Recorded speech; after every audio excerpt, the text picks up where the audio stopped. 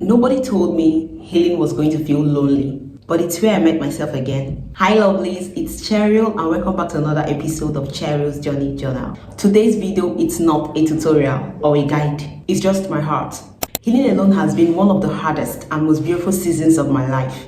You see, when you finally step away from what broke you, there is silence. And in that silence, everything you ran from starts to echo back. It's uncomfortable, it's confusing, but necessary because silence reveals truth. And truth is what sets you free. Nobody prepares you for how quiet healing can be. You lose people, you stop explaining yourself, you stop forcing conversations that don't feel safe anymore. At first, it feels like you disappeared. You scroll through your phones wondering if anyone even noticed your absence. You start doubting if isolation was the right choice. You even watch others move on, smiling and posting. And part of you wonders if maybe you should have stayed where it was loud and even hot. And then in the middle of the silence, something happens. You start hearing your own voice again. You realize that peace was never meant to be loud. It was meant to be felt. There was a day I cried quietly, not because I missed anyone, but because I finally felt safe enough to feel. That's what healing does. It strips away noise, leaving you face to face with who you truly are. And for the first time, you begin to understand what solitude actually means. Not loneliness, but peace in your own company. When you're healing alone, it doesn't always look like progress. Some days you wake up strong, and other days you just want to rest and talk to no one. But every time you choose yourself, even in silence, that's growth. I started noticing small things. My reaction became softer.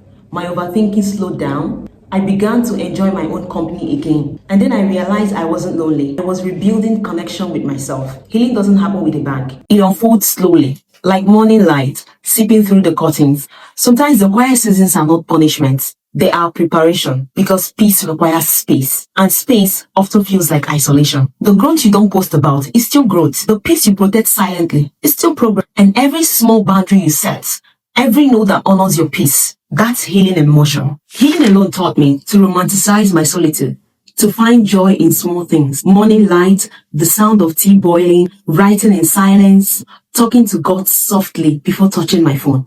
It's in these small moments that you remember who you are beyond what hurt you. You start noticing beauty in the ordinary again.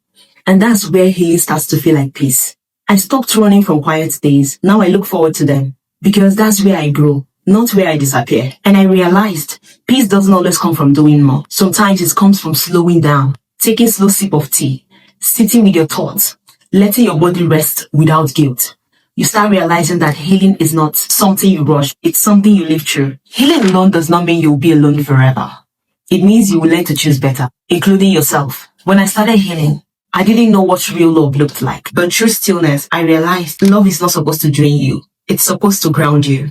Love doesn't chase, it understands. It doesn't force, it flows. And when you finally meet peace, you stop mistaking chaos for connection. Now when people come into my life, I know the difference between energy that grows and energy that drains me. That clarity alone comes from silence, from being alone long enough to hear what peace actually sounds like. Healing taught me that love starts with me, how I talk to myself, how I care for myself, how I protect my peace. The love I give others now comes from overflow, not emptiness. The most beautiful part of healing is when you realize you no longer crave for something that once distracted you. You no longer chase validation or force conversations to feel seen. You finally understand that peace is enough. It's okay if not everyone understands your quiet.